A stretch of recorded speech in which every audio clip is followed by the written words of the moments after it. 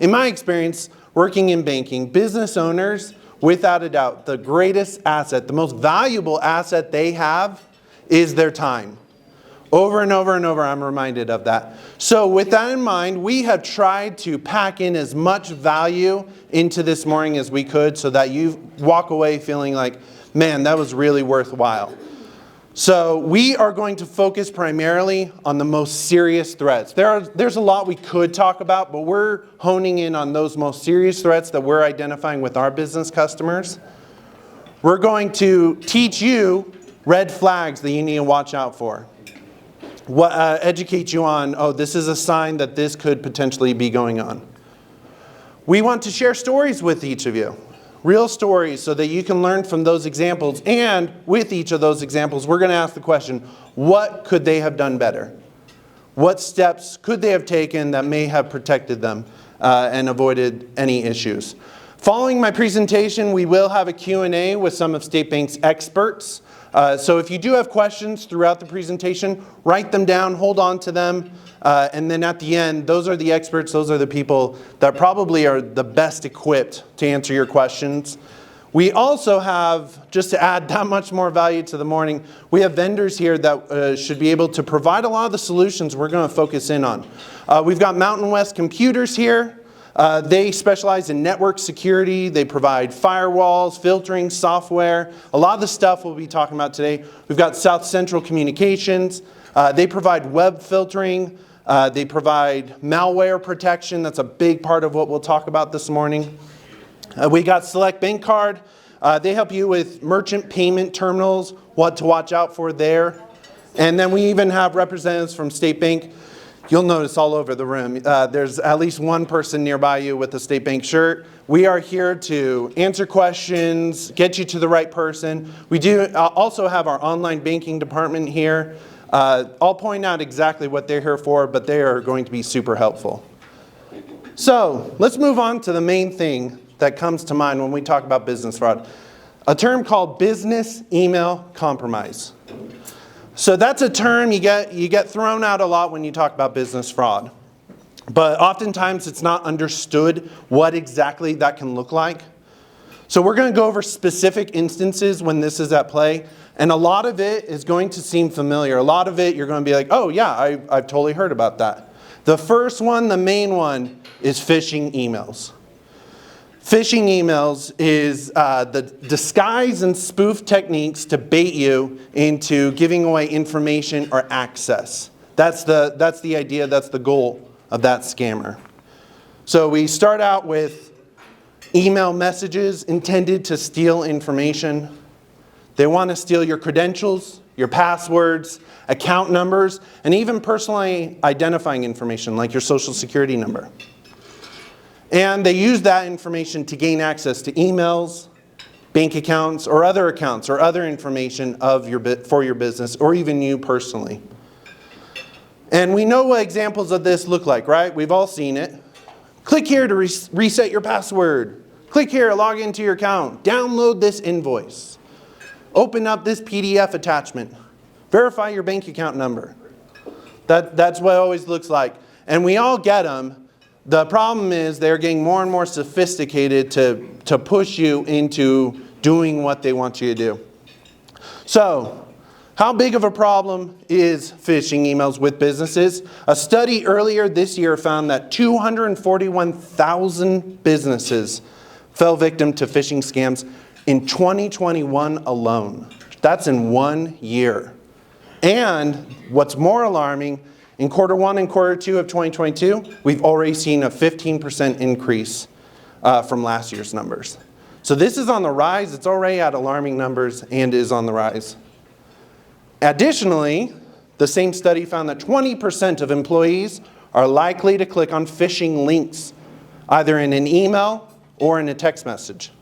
And of those, a staggering 67.5% go on to enter their credentials on a phishing website.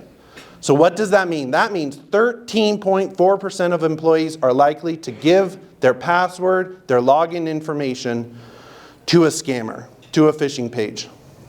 And if that seems like a small number, 13.4%, That means if you have 100 people in your organization, 13 of them are likely to give away access to your network, your information, your files, your bank account, and all it takes is one.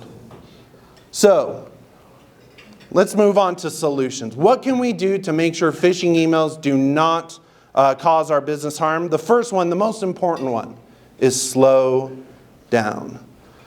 Now, this contradicts what I said earlier about business owners and time. You want to get to the next thing. You want to get things done. Time is money. But we have to slow down. They're expecting you to rush through something just to get it done. Rushing is the quickest way to fall victim to these people.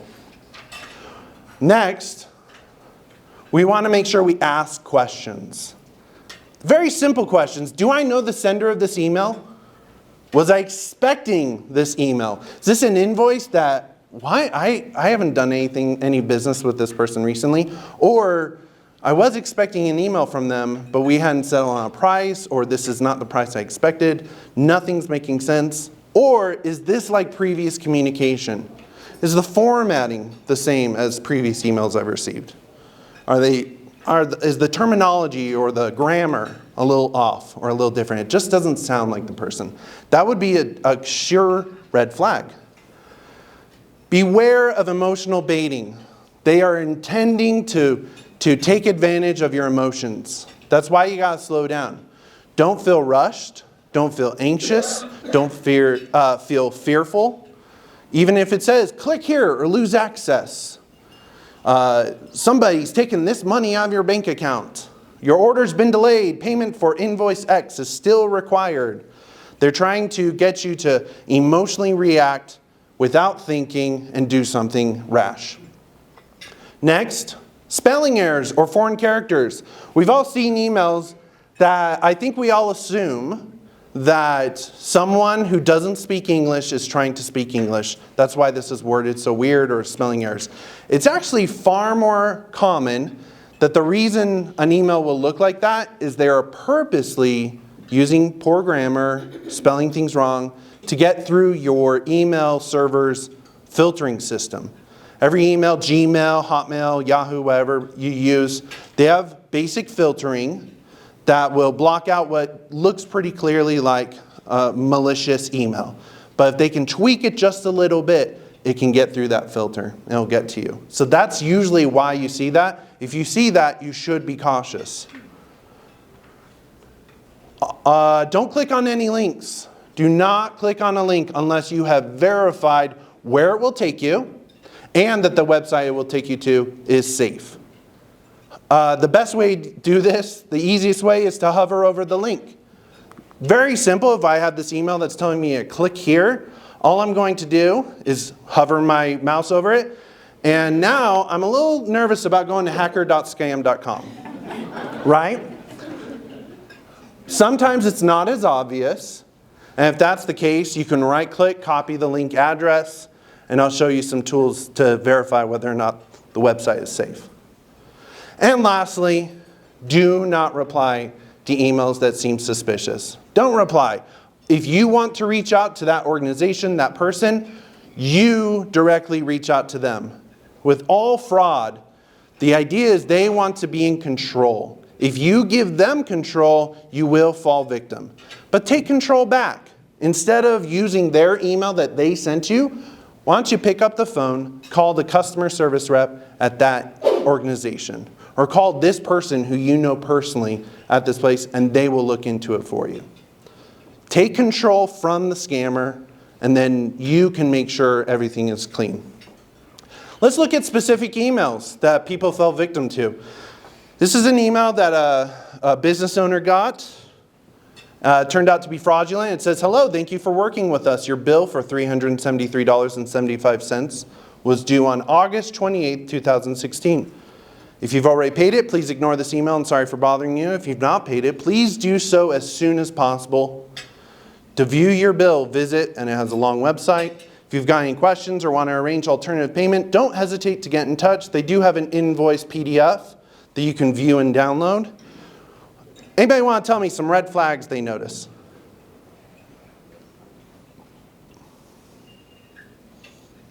The the download and then the log the website. Yes, it gives two different options: to view your invoice, to download the file, and to go to a website. That's a little odd. Might give you. Oh, that's a great point. They just say hello. They get straight to please fall for this scam. They do not include a name of a person or organization. Great point. I'm a little confused. This email was supposedly sent from NJW Limited, and the web address does not say anything about that business. It is in.zero.com and a bunch of characters. That's a little odd. You would think it would link to a website that would make sense. So, with those red flags in mind, what are some steps this business owner could take to make sure they verify this email before clicking on a link, downloading something? Well, there's no contact information like the telephone number. Yes, they even tell you to contact them. So, you could contact them with the information you have, right? You could personally reach out, take control from the situation, and reach out yourself.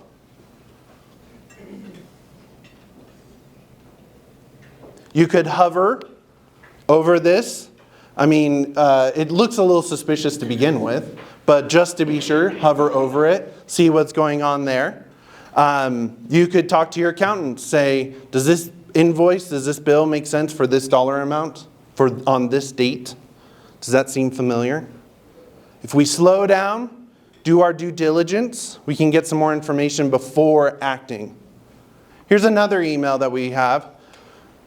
It says, hello, blank. A large number of files were recently deleted from your cloud drive that you will soon not have access to. When files are deleted, they're stored in your recycle bin and can be restored within 15 days. After that time, deleted files are permanently removed. If you want to restore these files, go to the recycle bin. You may be prompted to sign into your account, then you can select any files you want to restore. Any red flags?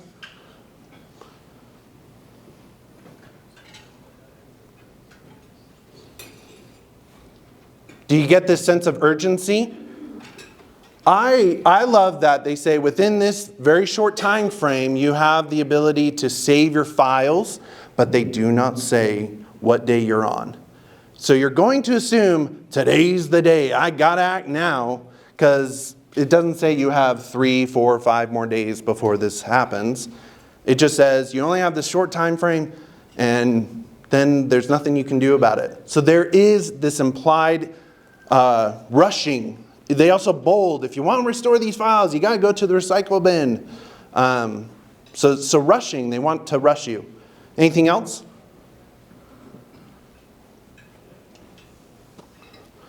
Does anyone have a product here called Cloud Drive? I've never heard of a product called Cloud Drive. It's very generic, right? And you could think, well, they probably mean my Google Drive, right? My Google Cloud. Well, why don't they say Google, right? Why don't they say Amazon? Any of those products you might be utilizing. That doesn't make sense. Sometimes I'll get emails in my business email account saying something like, your Facebook account has been locked out. Somebody's been trying to log in. If that's not you, please click on this link. And I'm thinking, Facebook does not have my business email address. Why are they sending me emails? That does not make sense. If it doesn't make sense, it's probably fraudulent.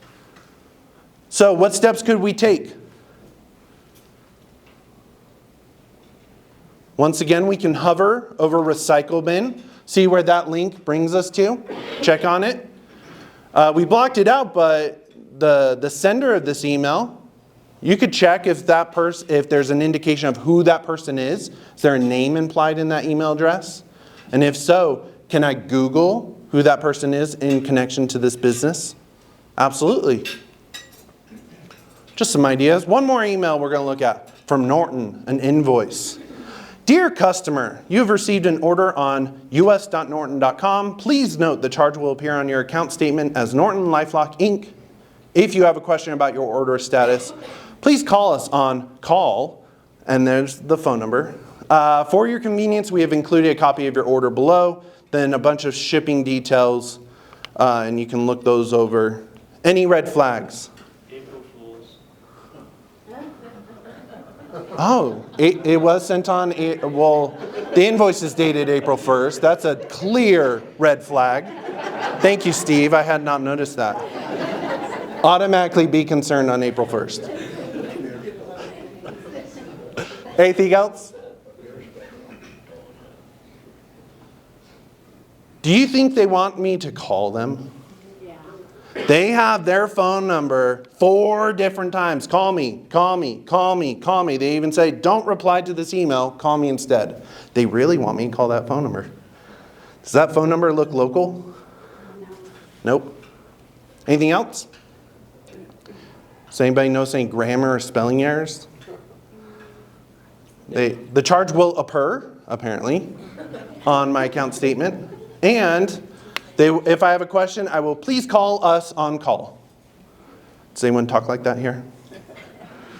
A few red flags. Somebody pointed out to me yesterday. Somehow I didn't notice this. Again, you gotta slow down. What's the valid duration for this subscription? Number 3 years. Does anyone talk like that? So, some red flags for sure. What could we do? We could first look into, do we use Norton? That's a good first step. Look into that. Google that phone number. Google Norton's email. Sometimes you'll have copies of emails from organizations, if they're big enough, online that you can say, does this look like normal communication from this person? You can call Norton yourself. Take control. So those are some examples that hopefully we can learn from. Here's a little bit more on phishing email. Phishing is a way crooks try to bait you into giving up your personal or financial information. When you see an email that seems a little fishy, you can sniff it out. Let's look at some of the common features of phishing. There's a sense of urgency. Something is going to be canceled, money is due, or maybe there's a reward, and it's imperative that you act right now. Although it may say it's from a company you know, look carefully. That email address certainly doesn't look right. There's a lot of bad email out there. Major email providers filter and block dozens a day before they reach your inbox, but still some get through. That's one reason phishing emails may look sloppy with bad grammar or strange formatting. They're trying to get through the filters. Some phishing emails will include an attachment. Never open attachments you weren't expecting, even if they appear to be from somebody you know and trust. If you receive a surprise attachment, reach out to them. Confirm the attachment is legitimate before you open it. The same is true for links in email. If you mouse over one, you can see where the link is going. That looks fishy. Instead of clicking the email link, it's safer to go to the company homepage through your browser. So, what should you do? Reporting it will help block other attacks like this, and should move the email out of your inbox. If not, you know what to do. Delete it. I love how dramatic the deleting is.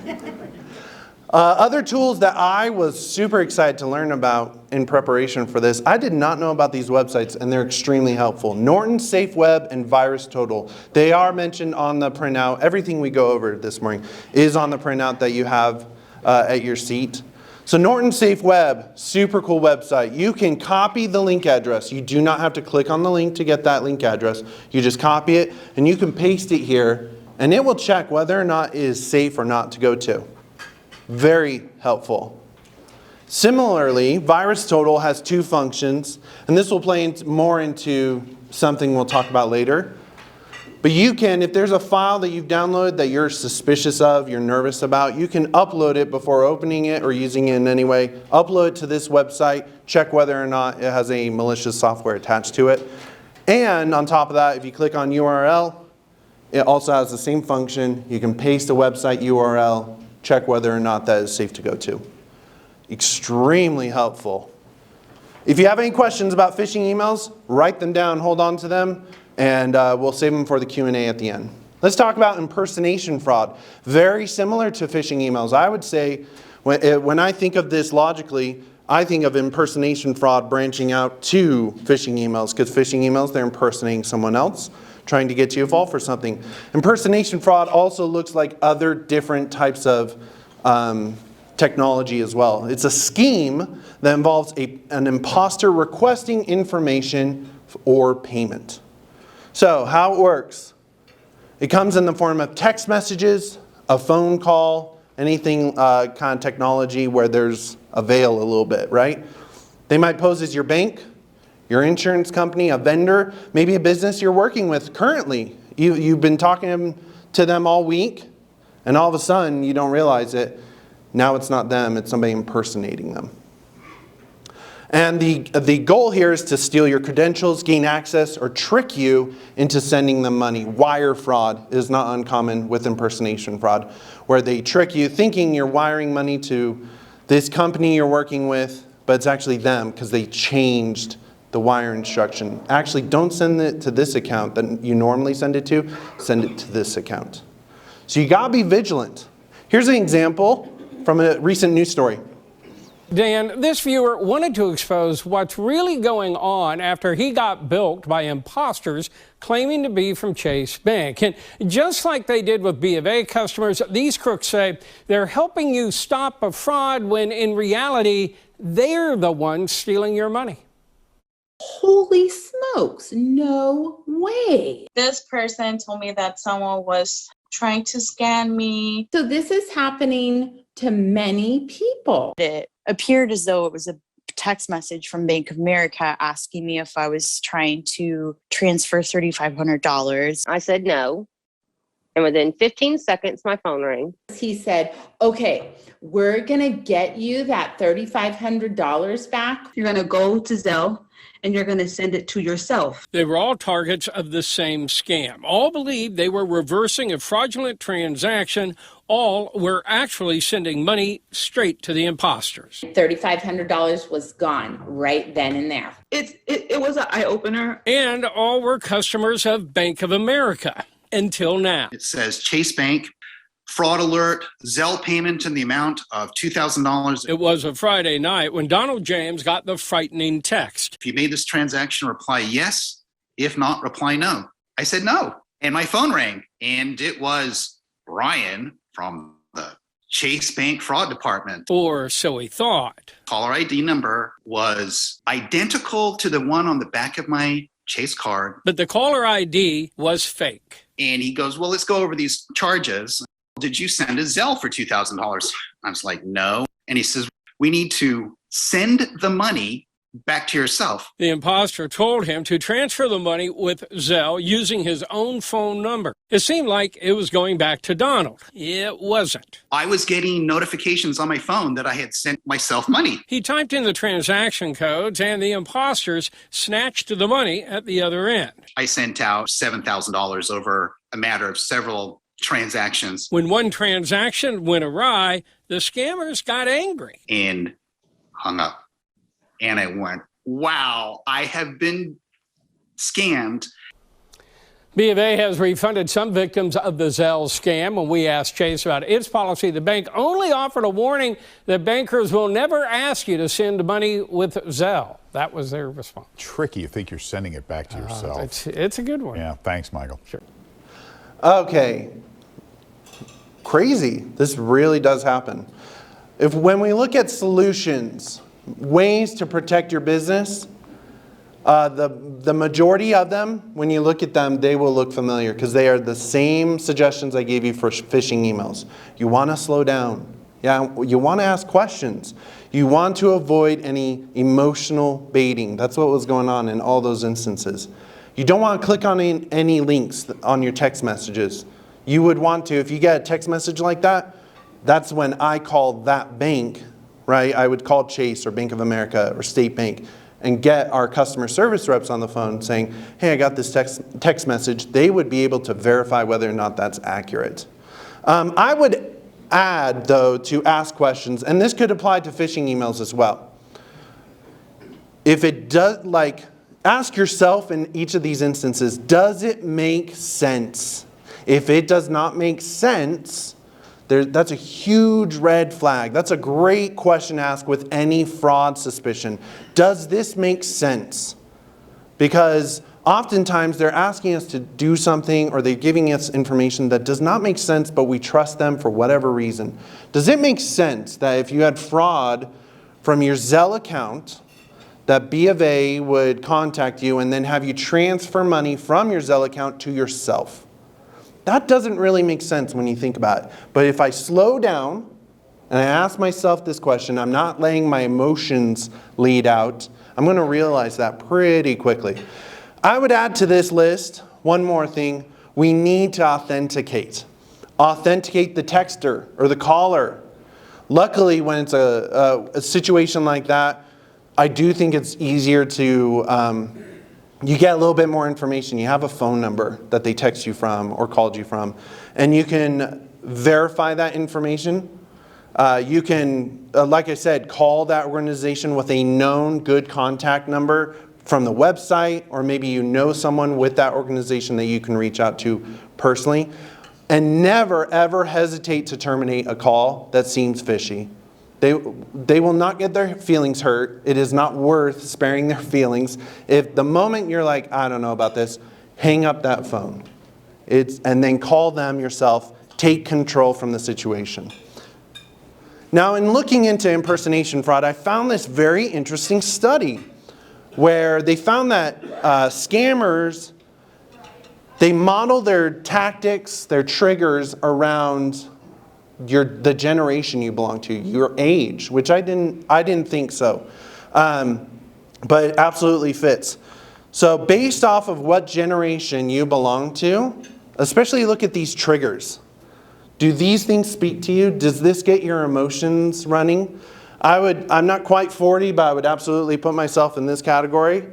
And if somebody's reaching out to me about financial information, that gets my attention quick. Interest rates, parcel tracking. Can a business owner just be casual about, hey, this delivery of this material is slowed down, delayed, and they're not even telling you how delayed? That's a big red flag. If you look at the youngest groups, it's very socially based. A lot of those things are about social pressure, that kind of communication. My mother-in-law, who's in her mid-70s, she constantly is contacting me, hey, I got this text message, does this look legitimate? And it's always about her Social Security getting held up. That definitely toys with her emotions. She gets panicky. Her husband has passed away, so she cannot risk any money getting held up. They want to take advantage of that. So just stay in control. That's the key. Slow down, stay in control, and in some instances, take control. Don't be afraid to do that. Let's move on. If you have questions about impersonation fraud, don't hesitate to, yes. So I get those kind of, you pay this invoice emails, and I just ignore them, but one of them was legitimate. Okay. Can you actually open the email without being... Can you open an email that is fishy, we'll call it? Yes. Opening an email will never be harmful. It's when you click on a link, it's when you download a PDF, something like that. That's a very good question. That's an important distinction. Feel free to open an email, but be extremely cautious from that point on. Let's move on to ransomware. So we talked about phishing emails, we talked about impersonation fraud, lots of overlap there. And ransomware kind of flows as a result of those two things.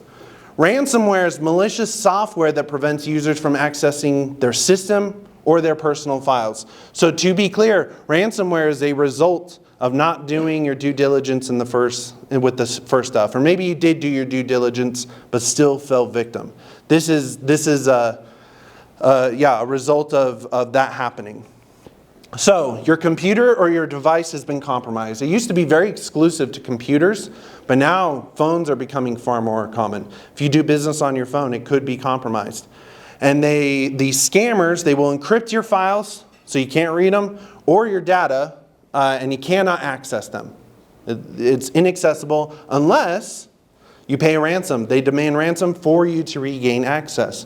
One point I would point out is once you've regained access, does that scammer delete all your files from their computer? And they're like, oh, they paid me. I'll be honest about this. No. We want to avoid this stage altogether. We can take steps so that we don't make it worse, and we'll talk about that. But realize if they have if you've fallen victim to this, they have your files. They could sell your information on the dark web. They could keep it, whatever it may be. So the first most important point is let's avoid this altogether, and we'll touch on how to do that. So, how does ransomware affect small businesses?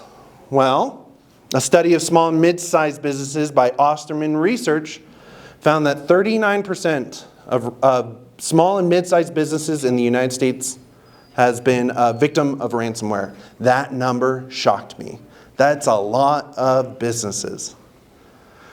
50% of those victims said that the demands they received were for $1,000 or more, and 22% of those small and mid-sized businesses had to close shop as a direct result of this ransomware. They were asked to pay something. Most of the time, they were asked to pay something, and they couldn't pay it and still stay in business. Or they did pay it sometimes, and they just could not sustain themselves afterwards. It was just such a hit to them. Here's an example right here in Utah where this happened. We've reported on several high-profile ransomware attacks recently. The Colonial Pipeline, meat supplier JBS, and the Kaseya hack infecting more than 1,500 organizations. It's the #1 problem, there's no doubt. Supervisory Special Agent Casey Harrington heads up the Salt Lake City FBI Cyber Task Force. His office is working on 60 to 70 ransomware cases in the state. We're getting 5 to 8 per week of companies, in this area calling us and saying we've been hit. Victims of ransomware attacks typically can't access their computers until a message pops up. And it's not just you, it's the person sitting next to you and everyone down the hall, and it's the whole company will know at that point that they're in big trouble. The FBI is working with foreign and domestic partners to get ahead of these hackers. These ransomware attacks really are costing businesses and people's lives a lot of heartache and dollars. There are 4 things you can do to protect your business. First, have a plan in case of an attack and how you will recover. These are happening so frequently now, and they're hitting organizations of every size. Second, educate your staff on phishing. The #1 way these attacks start is with an email with a malicious attachment or a link. And so employees are the #1 place to start to stop the attacks. Third, have a working backup system. A lot of times what we see in this is people say, we have a backup, but it's still on the network, and the attackers will encrypt or delete that backup, so it's no good to you. And last, update your antivirus and malware software. The standard things, but most companies aren't doing them. The FBI knows that some ransomware attacks are not reported, but to get ahead of these hackers, agents say you should report these crimes. If you are ever a victim of ransomware, please report it. If we are your bank, please let us know. There's additional steps that we can take. It's extremely important that you report it. I think it's some businesses, they don't want to admit that had happened. But please make sure you're transparent about that. One thing they pointed out that I've touched on, but I really want to stress, the best way to avoid ransomware issues is to educate your employees. Make sure they know how to recognize and identify a phishing email and what to do about that.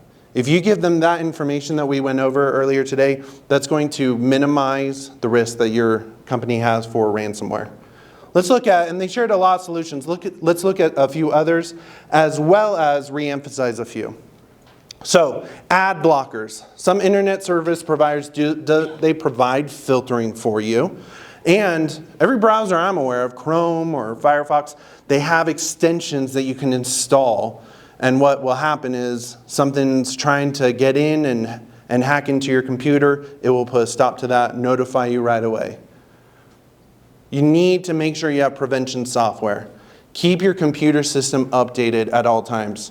If you're like business owners I know, you keep your computer on at all times because you're jumping on it without warning in the middle of the day, in the middle of the night. But please restart your computer from time to time so that I can install those updates.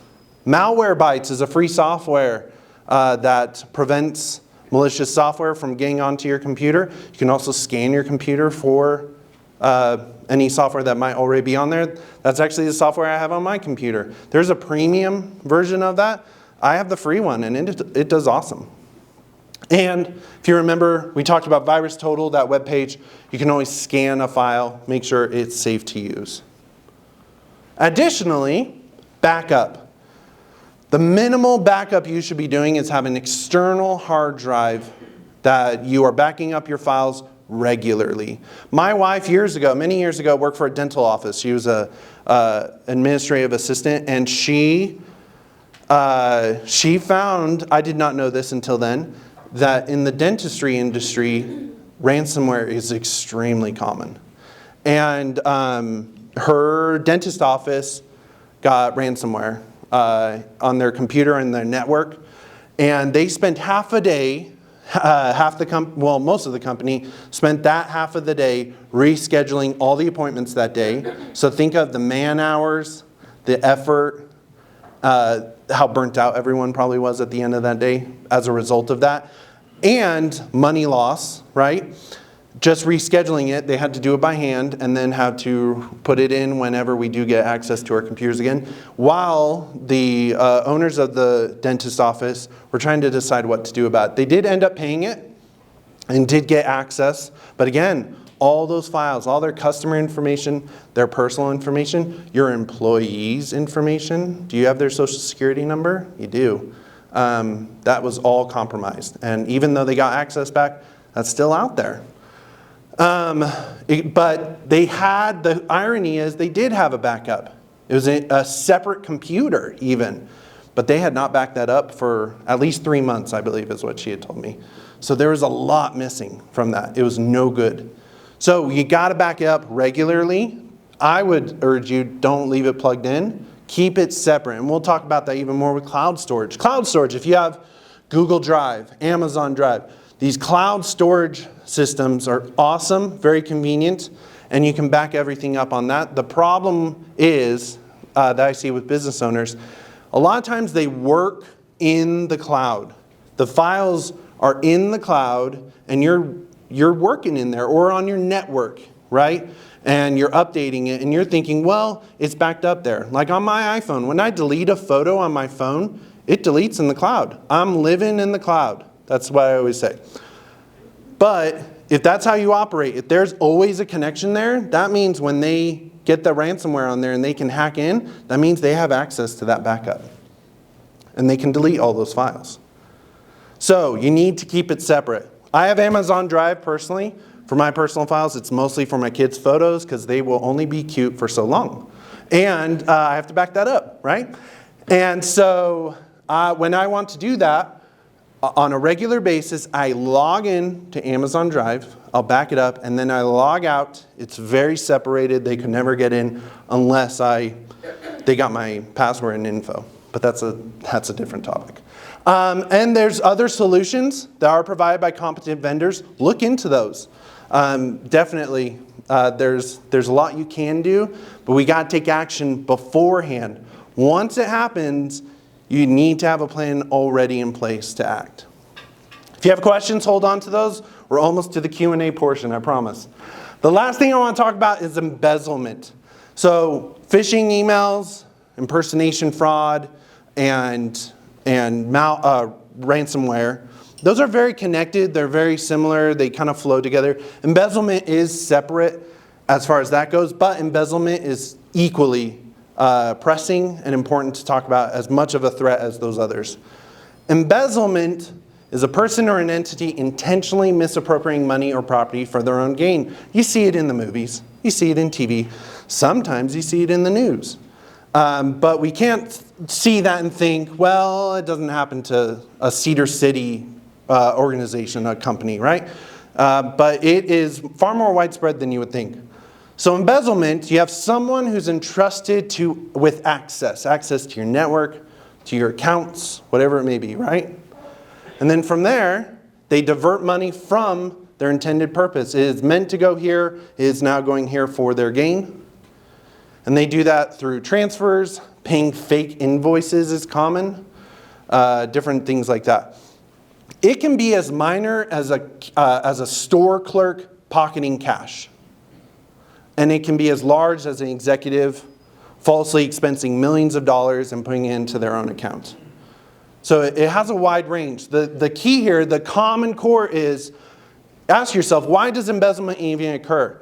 Because if you're like the people I know, and I don't blame you, that's good of you, you're thinking, I know my employees, I vetted them when I hired them, I trust them, it's good. It hasn't happened yet, therefore it won't.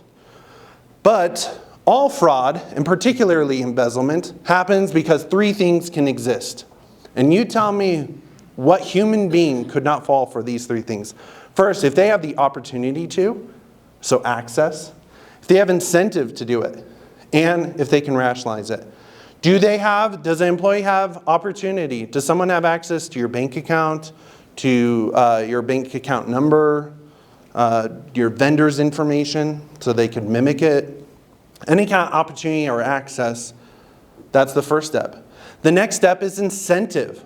Do they have a reason to do it? And sometimes that incentive you are unaware of. Maybe they've fallen on hard times and you didn't know it, right? Maybe a family member has fallen on hard times. If my mom fell on hard times, you better believe I start thinking really terrible things because I love my mom, right?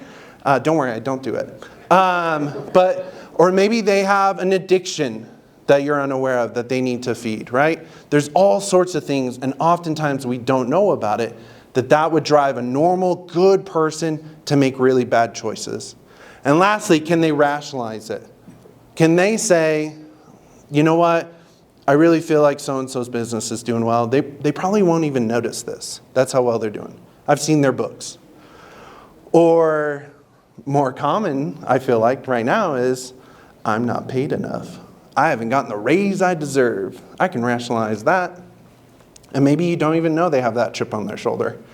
Whatever it may be, any one of us in this room, as good of a person as I'm sure you are, any one of us could fall for these three things. If we have the opportunity, the incentive, and are able to rationalize it, any good person could make that, they're thinking, a one-time mistake. It was even pointed out to me yesterday that sometimes the person thinks, well, I'll steal it right now, borrow it, is really what they're thinking. I'm going to borrow it and pay it back. I just need this big lump right now, but I'll pay it back. And then it'll be like it never happened. And so it comes from a good place, right? And guess what? They never pay it back. And in fact, they continue it. Because it was so easy the first time, I'm going to pay it back, I'm going to pay it back. So even if it's coming from a good place, it can happen to any business. Here's an example from a Utah company that had the exact same thing happen to them. We buy a lot of material. The team at Retro Custom Metals is used to coming up with unique designs. Hurt our ability to grow. But now owners Tiffany and John Brady are trying to come up with ways to keep this operation going after they say they fell victim to a fraud. It's been very difficult to unravel the web that she's weaved. The Bradys say a former employee, Janet Fosson, managed their books and wrote fraudulent checks. They say she also set up a fake merchant account nearly identical to a legitimate vendor and began diverting payments. Because she was using the information of a real company, why that wasn't a red flag or considered for them. By the time the real vendor started calling about missed payments, the Bradys say their employee had taken their company for quite a bit. Upwards of $220,000 from our business. Detectives from South Salt Lake Police arrested Janet Fosson on 5 different felony charges.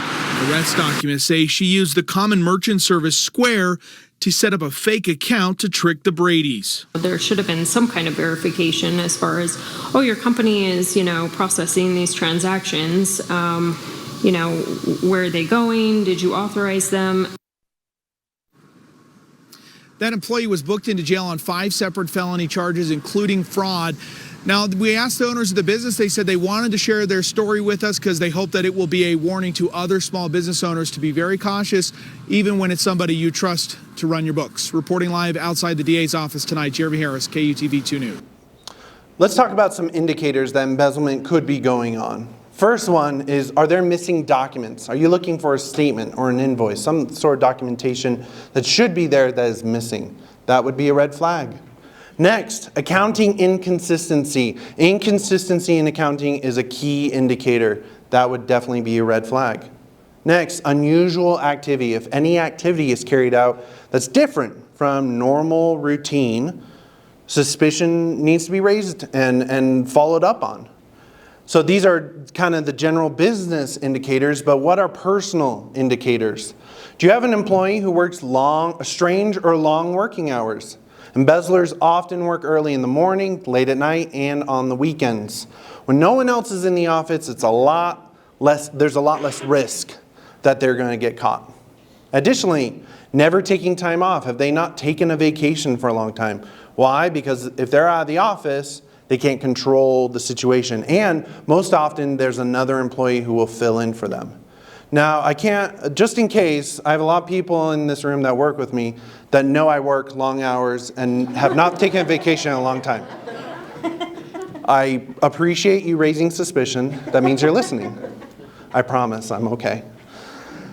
Next, are they living above their means? They have a fancy new car that seems unusual for their income. They have a brand new house they just built that's amazing. You know your employee's income, so are they living above their means? But keep in mind, there's other factors that would affect that. Do they have a spouse that just got a new job or a raise? Maybe they inherited money. So that's not a clear indicator, just a red flag that you might want to keep flagged in your mind. And lastly, do they have a possessive attitude? When you ask them for information, do they get aggressive? Do they argue with you? Do they get weird and divert questions away from them? When you are, asking questions, are they equally aggressive or possessive of, no, I'll look it up, I'll take care of it? That would be a huge red flag. So some solutions. Number one, the big one, separation of duties. Create internal controls within your organization. The idea here is creating accountability and transparency within your organization. We never want one person to have sole access or sole, yes, you have access and availability to everything, but are you checking in on that? We need every piece to be not only multiple people have access, but it's checked on regularly so everyone's accountable and there's transparency there.